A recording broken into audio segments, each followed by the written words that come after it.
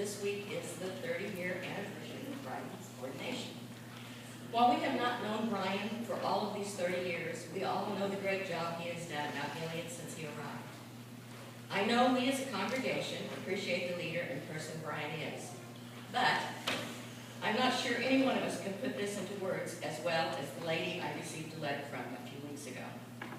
I hope most of you had the opportunity to meet Julie Odenbrett last week when she was in town to visit Bob Plew. In any case, I would like to share the letter that she sent me, if I can read it without crying. It'll be the first time. Dear Kathy, I am writing to you today to convey my thoughts and impressions of Reverend Brian Trotter. As we approach the 30th anniversary of his ordination, I just felt compelled. A great start would be to extol all of his wonderful pastoral virtues, but those truly go without saying, as anyone who knows him knows these things. What I want to impart is how he has affected me and my life. I met him a few years ago during the funeral of Wanda Plew. His sermon was beautiful. I became an instant fan.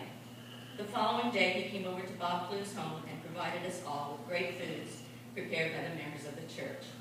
He stayed for quite a while and spent time with everyone there.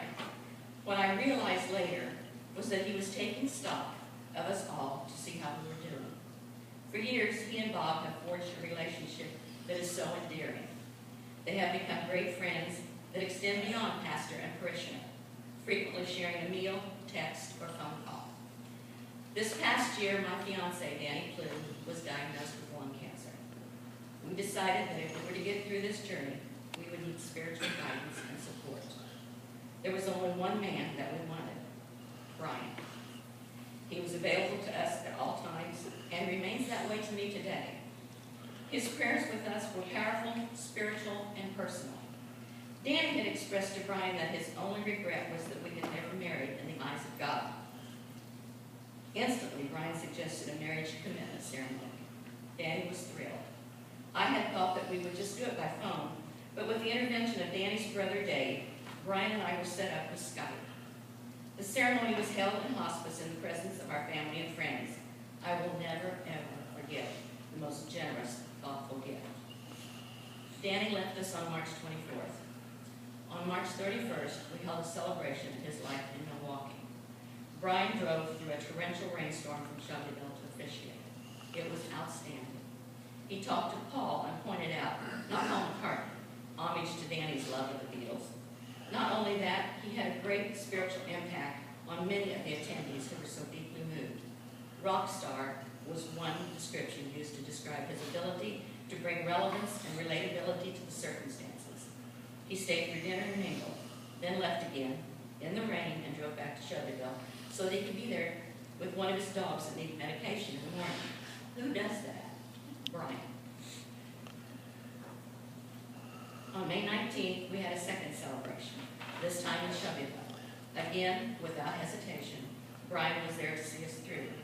It was at this time that I got to meet so many of the wonderful parishioners of Mount Gilead. This small snippet of time, I believe, encapsulates his devotion to his calling. And if this is what he did for me and my family, I can only imagine what he has done and is doing for others. His ability to listen is one of his finer skills. He is not quick to respond. Instead, he ponders, relates it biblically, and then shares his thoughts. With Brian, you get the real man. He admits to being flawed and uses that as a stepping stone to share his deep-seated faith in God and the writings of the Scriptures. His devotion to his family is real. There is no pretentiousness, just a man living in the world that we all share the same obstacles. I have often wondered how God decides who will get the calling to serve him. I am ever so grateful that he chose Brian.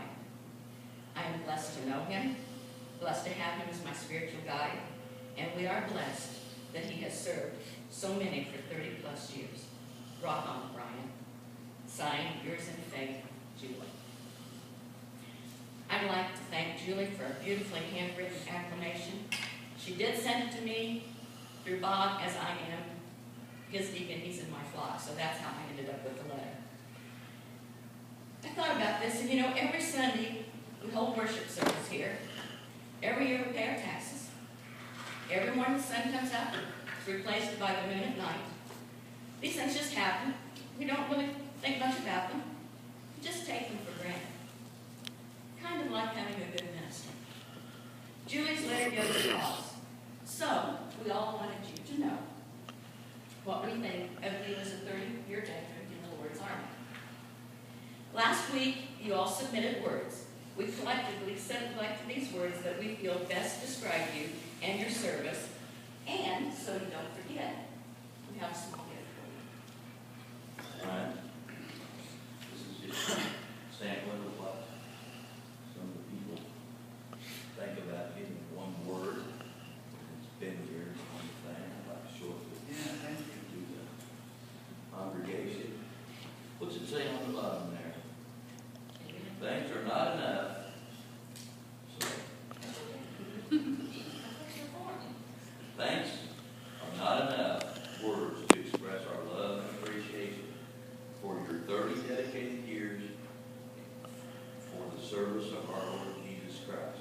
Mount Gilead Baptist Church, August 28, 2016. Congratulations on your 30th anniversary, and here's praying that there will be another photo.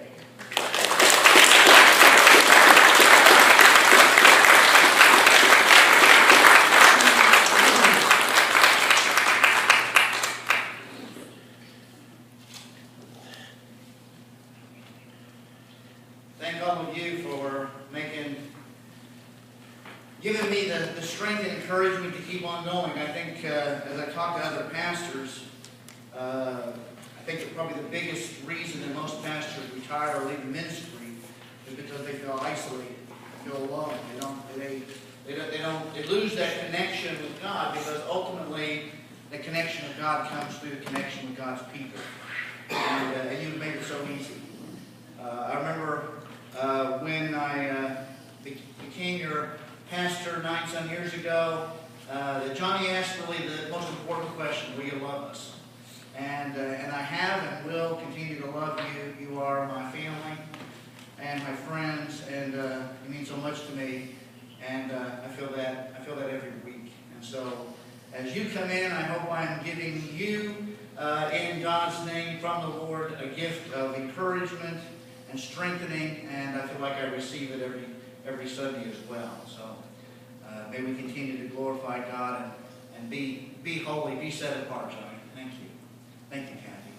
And Bob, you be sure, we'll make sure we let Julie know how grateful I am for that.